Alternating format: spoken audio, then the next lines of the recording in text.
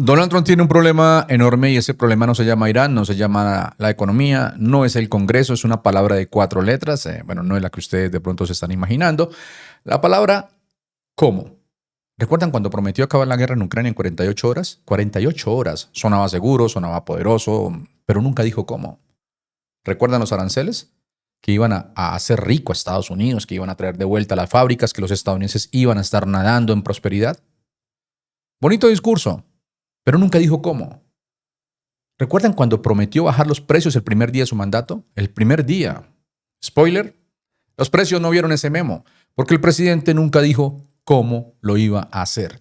Y ahora tenemos esto, una guerra contra Irán que ya lleva 5 semanas, que él prometió que iba a ser rápida, limpia y ganadora, que el ejército más poderoso del mundo iba a entrar a destruir todo lo que había que destruir y a salir victorioso. ¿Y cómo termina? ¿Cuál es el plan de salida? ¿Qué es exactamente la victoria? Adivinen, nadie lo sabe. Ni Donald Trump, ni Pete Hegseth, mucho menos Marco Rubio, el secretario de Estado. Nadie en la Casa Blanca lo sabe. Y atención a esto. Se lo voy a poner en idioma original, pero les digo qué pasó para los que de pronto no pueden ver los subtítulos en este momento. Un periodista le pregunta por los precios de la gasolina, un problema que es real, que le duele el bolsillo a millones de estadounidenses. Hay muchos videos en TikTok mostrando los precios de la gasolina. Y la respuesta del presidente de los Estados Unidos es esta. Lo único que tengo que hacer es irme de Irán. Miremos el videoclip. Nuclear weapon at us in Of 6 course, months. but Americans are feeling the effects in the interim. Of And this they're also operation. feeling a lot safer. What is the plan to bring them back down? All I have to do is leave Iran. All I have to do is leave Iran, and we'll be doing that very soon. And they'll become tumbling down. And stock prices were up today almost to a record because they know 2 things. Number one, we have a safe country. We had to take a little detour because we had a madman named Khomeini, who sadly is no longer with us. And we had regime change already. We've knocked out one regime, then we knocked out the second regime. Now we have... Lo repito, no es solamente que no diga cómo, es que su respuesta mezcla 2 problemas distintos como si fueran el mismo. Los precios de la gasolina dependen del mercado global del petróleo, de la OPEP, de la demanda de China, de docenas de factores. Y él lo reduce a me voy de Irán y listo. O sea, como si el precio del petróleo fuera un termostato que sube o se baja a voluntad. Y hay algo más grave. Mientras Donald Trump dice me voy muy pronto, hay un miembro de la tripulación del avión que fue derribado que está desaparecido dentro de Irán. Los Navy SEALs siguen operando dentro del país. El alto el fuego fue rechazado. Todos los mediadores se retiraron. ¿Irse muy pronto? ¿Cómo exactamente? Ahí está otra vez esa palabrita. Y esperen, esperen porque esto se vuelve más loco todavía. Mientras todo eso está pasando, mientras el estrecho de Hormuz está en juego, mientras los mercados tiemblan, mientras Europa no sabe qué hacer con la guerra que Donald Trump les dejó de tarea, ¿saben en qué estaba ocupado el presidente de los Estados Unidos esta mañana? En corregirle la ortografía a The New York Times. Así como lo oyen. El New York Times escribió North American Treaty Organization en lugar de North Atlantic Treaty Organization. Un error de digitación, una sola palabra, Atlantic por American. ¿Saben qué hizo el líder de la nación más poderosa del mundo? Lo que ustedes están viendo en pantalla. Se sentó en la oficina oval, abrió Truth Social y escribió un párrafo entero con mayúsculas y todo para señalarlo. ¡Ay, qué error tan interesante! Dice que los estándares del New York Times han caído muchísimo. Amigos, el hombre tiene una guerra abierta con Irán. Tiene el estrecho de Hormuz en disputa. Tiene a la Corte Suprema estudiándole sus órdenes ejecutivas. De eso vamos a hablar más adelante. Tiene a medio mundo aplicando aranceles de represalia. Y él se dedica a corregir tareas de redacción. Miren, aquí la pregunta de verdad no es si el New York Times se equivocó. La pregunta es, ¿por qué Donald Trump quiere que estemos hablando de eso y no de lo otro? Distrae y vencerás. Esa es la jugada. Vamos con la sustancia de lo que les tengo preparado para este video. ¿Qué prometió Donald Trump exactamente? Bueno, desde el minuto 1, Donald Trump vendió esto como algo limpio, rápido y ganador. Estamos en camino de completar todos los objetivos militares muy pronto. Eso dijo el miércoles desde la Casa Blanca.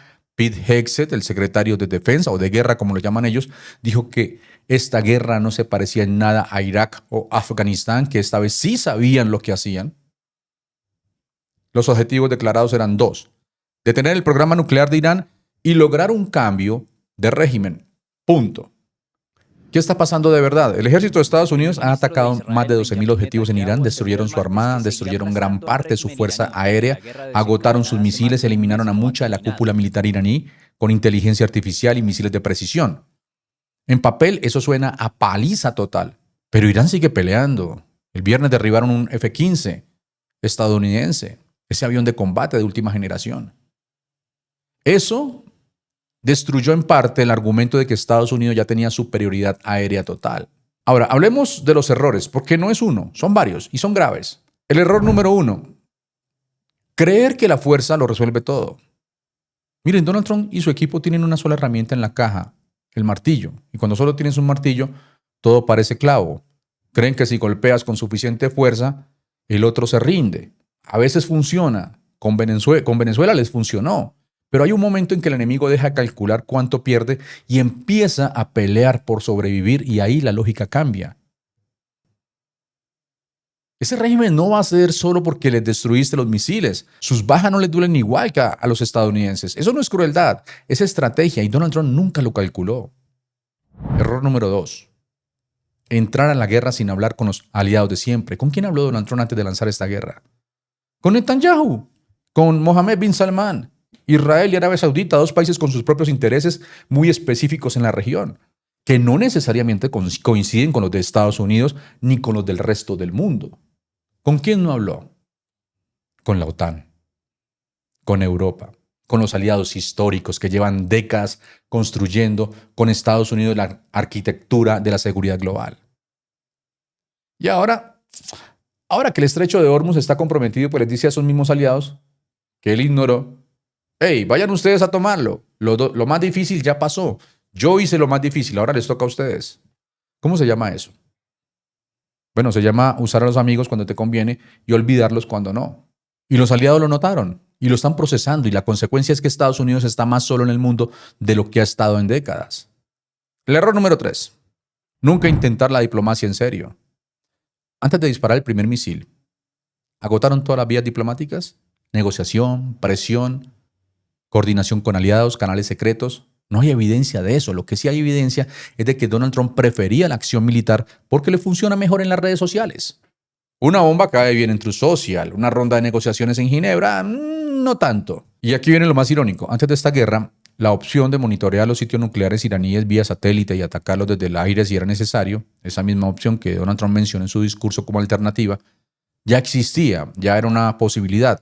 ¿Por qué no se intentó primero eso antes de una guerra que ya lleva 5 semanas y sin fin a la vista? O sea, nadie en la Casa Blanca ha respondido esa pregunta. Y el error número 4, los hombres equivocados para el trabajo.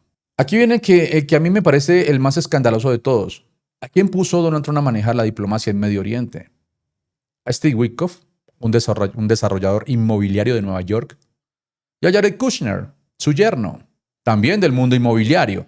2 hombres cuya experiencia profesional es comprar y vender propiedades, negociar el precio de un edificio en Manhattan, hacer cuentas de rentabilidad, y los mandaron a sentarse frente a uno de los conflictos geopolíticos más complejos del planeta, con siglos de historia, con religión, con etnias, con potencias regionales, con armas nucleares de por medio. Como si Irán fuera un lote en Brooklyn que hay que conseguir a buen precio. ¿Cuál era su visión? El dinero, los negocios, los contratos. O sea, como si la paz en Medio Oriente fuera una transacción que se cierra con un apretón de manos y una comisión. Bueno, el resultado está a la vista. No es que sean malas personas, no estoy diciendo eso. Es que el trabajo requería expertos en seguridad nacional, en historia regional, en derecho internacional, en inteligencia. Y en cambio mandaron a los que sabían hacer renders de edificios de lujo. Miren, eso, amigos, no es un error de ejecución, es un error de concepto. Y los errores de concepto en geopolítica pues no se pagan con dinero, se pagan con consecuencias que duran décadas. Bueno, ¿qué fue lo que pasó el miércoles? Cuando Donald Trump le habló a la nación, ¿y qué fue lo que dijo básicamente? Miren, el discurso del miércoles fue descrito por los analistas como una lectura en vivo de sus publicaciones en Truth Social, sin ningún plan, sin concreción. En uno de esos momentos dijo que había que destruir las centrales eléctricas de Irán y mandarlos a la edad de piedra. Segundos después, especuló con que el nuevo liderazgo iraní era más razonable y quizás había un acuerdo de paz cerca. En el mismo discurso le pidió a los aliados europeos que fueran ellos a tomar el estrecho de Hormuz. Textual: vayan al estrecho y tómenlo, lo más difícil ya pasó. Y Europa, como era de esperarse, pues no le hizo mucho caso. Ya no le creen mucho a Donald Trump. Miren, esto es como el tipo que organiza una mudanza, no consigue el camión, no tiene ayuda y en el momento en que todo está en la calle, pues le dice a los vecinos, hey, ya hice lo más difícil, carguen ustedes las cajas. Eso no es liderazgo, eso es improvisación. Bueno, en paralelo a la guerra, Donald Trump hizo algo que ningún presidente en ejercicio había hecho. Se apareció personalmente en las audiencias de la Corte Suprema. El caso es sobre si los hijos de inmigrantes indocumentados nacidos en Estados Unidos son ciudadanos americanos o no lo son. Trump quiere que no lo sean. El problema, la Constitución, la historia de 160 años y hasta los propios jueces conservadores que él nombró dicen lo contrario. La jueza Amy Coney Barrett dijo en plena audiencia, eso simplemente no está en el texto. El gobierno llegó citando a supremacistas blancos del siglo XIX, imagínense eso como sustento legal. Ya los analistas expertos en derecho calculan que puede perder 7-2 o incluso 9-0. Donald Trump fue allí a intimidar. Los jueces no son congresistas republicanos, no se dieron. Mira, esta vez sí me le quito el sombrero a los dos jueces de la Corte Suprema, en realidad. Yo pensé que no iba a pasar algo así.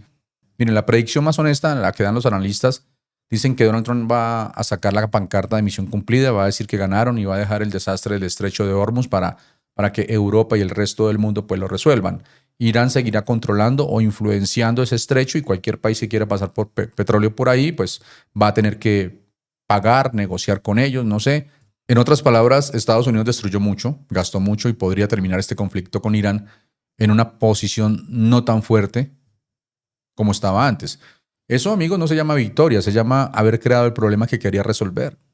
Bueno, eso es todo por hoy en la jugada política y yo les dejo mi palabra, el cómo. ¿Cómo resolvemos esto? Colóquenme ustedes ahí el cómo. Impeachment, ¿cómo lo resolvemos? No sé. Déjenme ustedes ahí su respuesta. Nos vemos en el próximo episodio de La Jugada Política. Ya sabes, si te gusta el contenido del canal, simplemente tienes que suscribirte, comentar, compartir, darle like. Y si quieres apoyar un poco más, bueno, te unes como miembro del canal. Feliz día para todos ustedes. Hasta pronto.